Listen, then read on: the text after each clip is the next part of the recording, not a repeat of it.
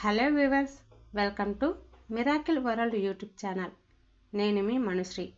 ఇప్పుడు మీరు వినబోయే డిటెక్టివ్ నవల రాత్రి 1 గంట ముగింపు. రాత్రి 1 గంట. గవర్నర్ భవనంలో బాంక్వెట్ హాలులో కూర్చున్నారు గవర్నరు, ముఖ్యమంత్రి, మిగతా మంత్రులందరూ. అప్పుడే అక్కడికి వచ్చిన డిటెక్టివ్ యుగంధర్ వైపు చూశారందరూ. దయచేసి మీరందరూ మేడమీది గదిలోకి రండి. జీ ఆఫీసు నుంచి మా హెడ్ క్వార్టర్స్ ఎక్కడికి మార్చాం, గేటు దగ్గర 2 సెంట్రీలకి బుల్లెట్ ప్రూఫ్ కవచాలు వేశాము. ఈ ఆవరణలో ఉన్న చెట్ల వెనక స్పెషల్ బ్రాంచి ఏజెంట్లు 20 మంది, సిటీ పోలీస్ డి ఆఫీసర్లు 18 మంది, ఆర్మీ ఇంటెలిజెన్స్ ఆఫీసర్లు 14 మంది దాక్కున్నారు. మీకెవరికీ ఎటువంటి హాని కలగదని హామీ ఇస్తున్నాను. రండి అని యుగంధర్ మేడ మీదికి దారి తీశాడు. మేడమీది గదిలో పెద్దబల్ల, దానిమీద 12 టెలిఫోన్లు, ఒక 2-వే రేడియో ఉన్నాయి. ఆ బల్లకి ఎదురుగా వరుసగా కుర్చీలున్నాయి. యుగంధర్ ఒక కుర్చీలో కూర్చుంటూ, అందరూ కూర్చోండి. ఈ రాత్రి ఈ ఆపద గడిచేంతవరకు నన్ను మద్రాసు పోలీసు శాఖకి ముఖ్యాధికారిగా, స్పెషల్ బ్రాంచికి అత్యవసర నాయకుడిగా, ఆర్మీ ఇంటెలిజెన్స్ డైరెక్టర్గా, సైనిక సమూహానికి ఈ ఏరియాకి కమాండరుగా ముఖ్యమంత్రి సలహా మీద, గవర్నర్ సూచన వల్ల కేంద్ర హోం మంత్రి నియమించారు. నా మిత్రుడు, పోలీస్ శాఖలో ఘటికుడు అయిన లో కాని, బండార్కర్లో గాని, ఆర్మీ ఏరియా కమాండరులో గాని ప్రభుత్వానికి విశ్వాసం లేక కాదు, ఈ రాత్రికి అన్ని శాఖలు ఏక లక్ష్యంతో ఒక్కరి ఆధీనంలో పని చెయ్యవలసి ఉంది కనుక అలా చేశారు. ఈ అధికారులందరికీ ఈ విషయానికి ముందే తెలిపారు. కనుక మా మధ్య విభేదాలు రావు. ఈ రాత్రి ఈ ఆపద గడిచిపోయాక నేను సామాన్య డిటెక్టివ్ అయిపోతాను. ఈ ఉద్యోగులందరూ తిరిగి వాళ్ల అధికారాలు తీసుకుంటారు అని యుగంధర్ చెప్పుతుండగా గోడ గడియారం 1 గంట కుట్టింది. అందరు గుండెలూ జల్లుమన్నాయి. గంట మూత ఇంకా అందరి చెవుల్లో గింగులు మంటోంది. అంతలో ఒక టెలిఫోన్ మోగింది. యుగంధర్ రిసీవర్ తీసి బల్లమీద విన్న స్విచ్ నొక్కాడు. Major Ramakant reporting sir. Yes, Yugandhar here. Proceed. ఆడవాళ్లలా వచ్చిన 20 మందిని పట్టుకుని ఓ గదిలో బంధించాము. మేడమీదికి వెళ్లవలసిన అతన్ని బంధించి విడిగా ఉంచాము. ఇప్పుడు ఇక్కడే నా దగ్గరే ఉన్నాడు. అతని వద్ద ఆయుధాలు కాక 2-వే రేడియో కూడా ఉంది. Major you have done good work, continue that good work. ఆ 2-వే రేడియో పట్టుకు వచ్చిన అతన్ని వాళ్ల బాస్కి చెప్పమను. అంతా సక్రమంగా, సవ్యంగా జరిగిందని, ఆర్మీ క్వార్టర్స్ తమ ఆధీనంలో ఉన్నదని చెప్పాడు యుగంధర్. చెప్పనంటున్నాడు. ప్రాణం పోయినా చెప్పడట. అతని విషయంలో మీరు ఏం చేసినా మీకు నిందరాదు. ఎముకలు విరగకుట్టండి, కళ్ళు పీకి వేయండి, తోలు ఒలిచేయండి, నానా హింసలూ పెట్టండి. అతను చెప్పేవరకు అతని కోడ్ నెంబర్ తెలుసుకుని నాకు చెప్పండి. అంతా సక్రమంగా సాగిందని ఆ చైనీస్ గూఢచారి అనుకోవాలి. అది చాలా ముఖ్యం అని యుగంధర్ రిసీవర్ పెట్టేశాడు. అంతలో ఇంకో టెలిఫోన్ మోగింది. Inspector Samuel speaking sir. మీ ఇన్స్ట్రక్షన్స్ ప్రకారం చేశాను. 14 మందిని లాకప్లో పెట్టాను. వాళ్ల దగ్గర ఉన్న ఆయుధాల్ని స్వాధీనం చేసుకున్నాను. ఒకడి దగ్గర 2-వే రేడియో ఉన్నది చెప్పాడు ఫోన్లో. Very good inspector. నయాన్నో భయాన్నో అతని చేత ఆ 2-వే రేడియోలో చెప్పించండి పోలీస్ స్టేషన్ తమ స్వాధీనమైనట్లు. ఈ రాత్రికి క్రిమినల్ ప్రొసీజర్ కోడ్ సంగతి మరిచిపోండి. మీ ఇష్టం ఏం చేసినా సరే నాకు కావలసింది పని జరగడం చెప్పాడు యుగంధర్. ఈ విధంగానే రైలు స్టేషన్ నిండి, ఎయిర్పోర్టు నిండి, రేడియో స్టేషన్ నుంచి టెలిఫోన్ కాల్స్ వస్తున్నాయి. ఏం చెయ్యాలో వాళ్లకి చెప్పుతున్నాడు యుగంధర్. ఇప్పటివరకు మనం అనుకున్న ప్రకారం జరుగుతోంది. తన పథకం సాఫీగా సాగుతోందన్న నమ్మకంలో ఉండి ఉంటాడు శత్రువు అన్నాడు యుగంధర్. అంతలో బల్లమీద ఎర్రదీపం వెలిగింది. వెరీగుడ్ వచ్చాడు, రండి చూద్దాం అన్నాడు యుగంధర్ దీపం ఆర్పి, కిటికీ దగ్గరికి వెళ్లి తెర తొలగించి చూశాడు. అందరూ కిటికీలోంచి చూస్తున్నారు. గేటు దగ్గరికి 2 కార్లు, 2 వాన్లు వచ్చి ఆగాయి. సెంట్రీలు గేటుకి అడ్డంగా నిలబడ్డారు. ధామ్ ధామ్ మెషిన్ గన్ మోగింది. సెంట్రీలు ఇద్దరూ పక్కకి పరిగెత్తారు. మళ్లీ మెషిన్ గన్ మోగింది. సెంట్రీలిద్దరూ కింద పడిపోయారు. భయం లేదు, వాళ్లకి ఏం కాదు, చచ్చిపోయినట్లు నటిస్తున్నారు అంతే అన్నాడు యుగంధర్. ఆ కార్లు, వాన్లు లోపలికి వస్తున్నాయి. యుగంధర్ జేబులోంచి పిస్తోలు తీశాడు. దయచేసి మీరంతా ఇక్కడే ఉండండి, నేను వెళ్లి వాళ్లకి సుస్వాగతం చెపుతాను అన్నాడు. కార్లు, వాన్లు పోర్టికోలో ఆగాయి. చేతుల్లో తుపాకులు పట్టుకుని దాదాపు 40 మంది దిగారు. వాళ్లలో 20 మంది అటూ ఇటూ వెళ్లారు కాపలాకి, మిగతావాళ్లు లోపలికి వచ్చారు. ఈ దేశ ప్రజల తరపున, విప్లవం తరపున ఆజ్ఞాపిస్తున్నాను. అందరూ చేతులు ఎత్తిరండి ఇక్కడికి అన్నాడు ఒకడు. ఒకసారి వెనక్కి తిరిగి చూడండి అన్నాడు యుగంధర్ మేడ మీదినించి. లోపలికి వచ్చినవాళ్లు వెనక్కి తిరిగి చూశారు. తలుపు దగ్గర 4 మెషిన్ గన్స్ పట్టుకుని నిలుచున్నారు.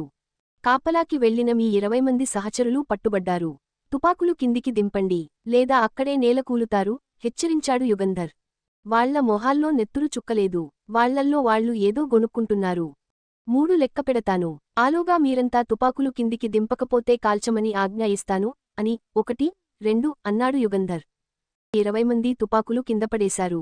పోర్టికోలోంచి స్పెషల్ బ్రాంచి ఏజెంట్లు పరిగెత్తుకు వచ్చి వాళ్లందరినీ బందీలు చేశారు.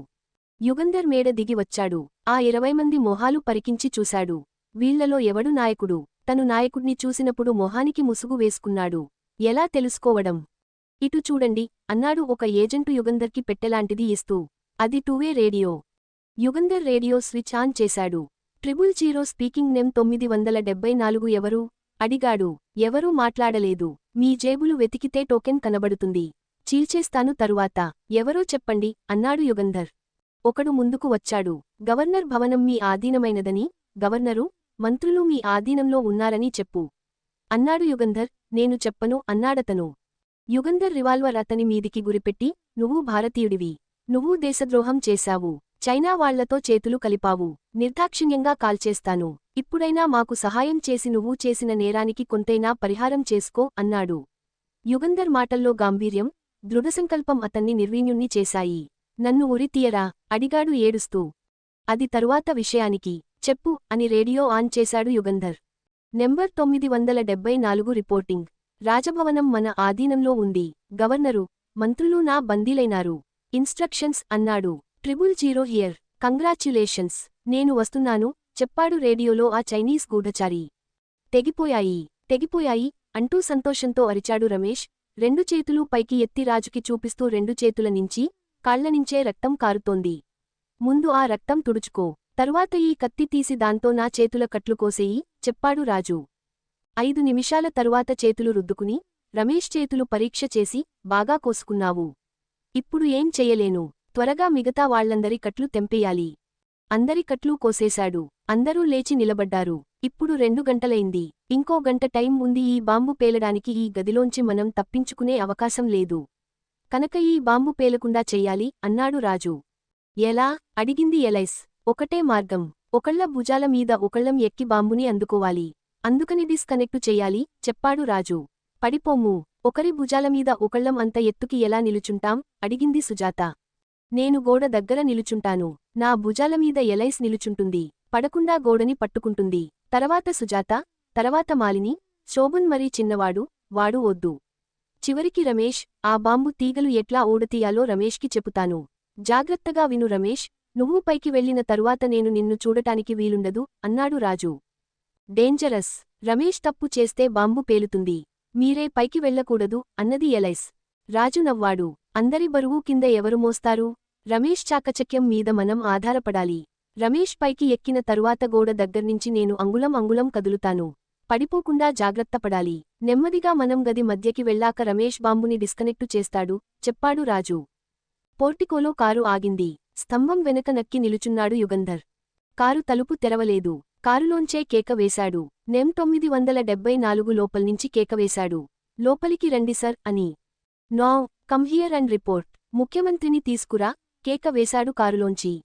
యుగంధర్ కాచుకున్నాడు ఆ చైనీస్ గూఢచారి సహనం పోయి కారులోంచి దిగుతడేమోనని. 5 నిమిషాలు, 10 నిమిషాలు గడిచిపోయాయి. ఎవరూ రాలేదు. ఆ గూఢచారికి ఏదో అనుమానం కలిగి కారు స్టార్టు చేశాడు. ఆగు కేకవేశాడు యుగంధర్. ఆపండి కేకవేశాడు జీ. పిస్తోళ్ల పేలాయి. మెషిన్ గన్స్ మోగాయి. చైనీస్ గూఢచారి కారు రివ్వున వెళ్ళిపోయింది. యుగంధర్ పరుగు తీశాడు. అతన్ని పారిపోనివ్వకూడదు. పట్టుకోవాలి. ఆగివున్న ఓ కారు దగ్గరికి పరిగెత్తాడు. ఆ కారు స్టార్టైంది. తన పథకం తారుమారైందా? ఇంకా కొంతమంది శత్రువులు మిగిలారా అని యుగంధర్ అనుకుంటుండగా, ఎక్కండి యుగంధర్ క్విక్ అన్నాడు కారులోంచి పోలీస్ కమిషనర్ గిరి. యుగంధర్ ఒక గంతున కారులోకి దూకాడు. గిరి కారుని వేగంగా పోనిచ్చాడు. కీచుమంటున్నాయి టైర్లు. హారన్ బొయ్యిమంటోంది. దూరంలో వెళుతున్న కారు వెనుక ఉన్న ఎర్ర దీపం మీదే దృష్టి ఉంచి తోలుతున్నాడు గిరి. సారీ యుగంధర్, మీతో కలవకుండా ఒంటిగా నా ప్రయత్నం నేను చేసినందుకు ఆ చైనీస్ గూఢచారి ఎప్పుడు ఎక్కడికి వస్తాడని నాకు తెలుసు. అందుకే ఎక్కడికి వచ్చి కాచుకున్నాను చెప్పాడు గిరి. తెలుసు మిస్టర్ గిరి, మీరు శత్రువులకి లొంగిపోలేదని. మీలాంటి ఉన్నత పోలీసు ఉద్యోగులే లొంగిపోతే దేశం ఏం కాను అన్నాడు యుగంధర్. నా కొడుకుని పొట్టన పెట్టుకున్న ఆ దుర్మార్గుడ్ని తప్పించుకు పారిపోనివ్వకూడదు. గిరి, నా అసిస్టెంట్ రాజు కూడా అక్కడే ఉన్నాడు. తెలుసు. టైంబాంబు పెట్టారుట వాళ్లంతా ఉన్న గదిలో. ఇప్పుడు టైం ఎంతైంది? 2 గంటలైంది. బాంబు పేలేలోగా వాణ్ణి పట్టుకుని. ఆ ఆశ లేదేమో రాజుని. మీ అబ్బాయిని రక్షించగలమన్న ఆశలేదు. ఆ ఇల్లు ఎక్కడున్నదో మనకి తెలియదే. కమిషనర్ కళ్లల్లో నీళ్లు నిండాయి.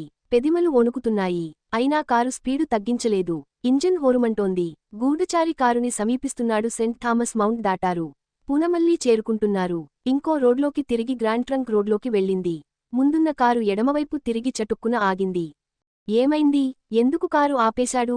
అన్నాడు గిరి. కారు దిగి పరిగెత్తుతున్నాడు. రండి అన్నాడు యుగంధర్. చెట్ల మధ్యనుంచి గట్లమీద పరిగెత్తుతున్నాడు ఆ చైనీస్ గూఢచారి. యుగంధరు, గిరి అతన్ని తరుముకుంటూ పరిగెత్తారు.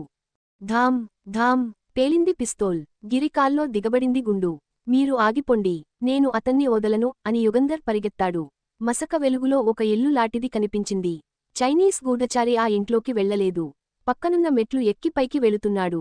వెనక్కి తిరిగి యుగంధర్ వస్తున్న వైపు పిస్తోల్ పేలుస్తున్నాడు. తన దగ్గరికి యుగంధర్ రాకుండా 2 నిమిషాలు పిస్తోల్ పేలలేదు. యుగంధర్ ముందుకి వెళ్లాడు.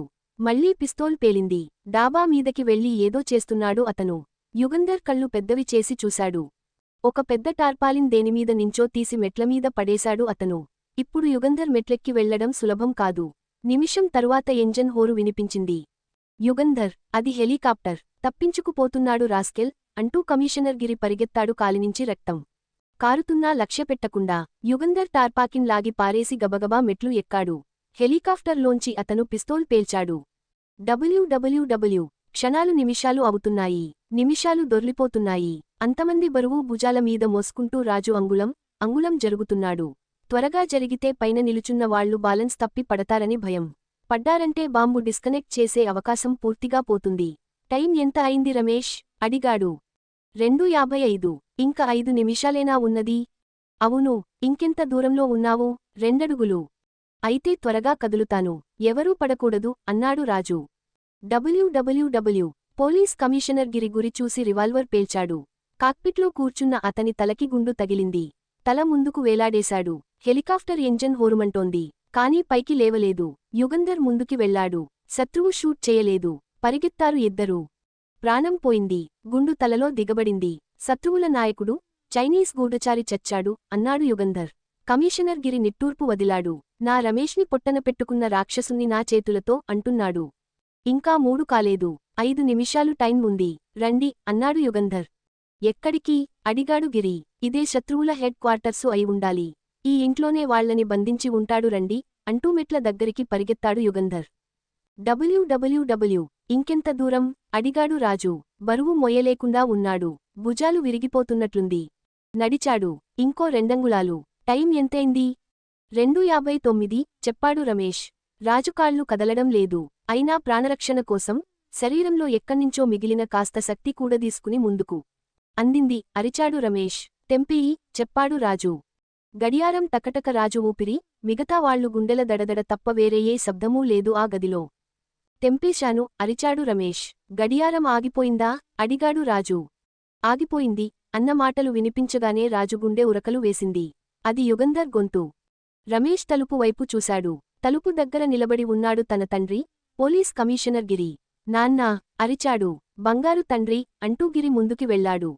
అంతపైనుంచి ఒక్క దూకు దూకాడు రమేష్. గిరి 2 చేతుల్లో కొడుకుని పట్టుకుని గట్టిగా కావలించుకుని ముద్దు పెట్టుకున్నాడు. కొడుకు చేతులు చూసి ఏమిటి రక్తం? ఏమైంది? కంగారుగా అడిగాడు. రాజు నవ్వి, మిస్టర్ గిరి, కంగ్రాచ్యులేషన్స్. మీ కొడుకు రమేష్ మా అందరినీ రక్షించాడు. రమేష్ లాంటి కుర్రవాళ్లుండగా మన దేశానికి ఏనాడూ ఈ ఆపద రాదు అన్నాడు. రాజుని మళ్లీ ప్రాణాలతో చూడనేమో అనుకున్నాడు యుగంధర్. ఆనందంతో మాట్లాడలేక రమేష్ని ఎత్తుకుని ముద్దు పెట్టుకున్నాడు.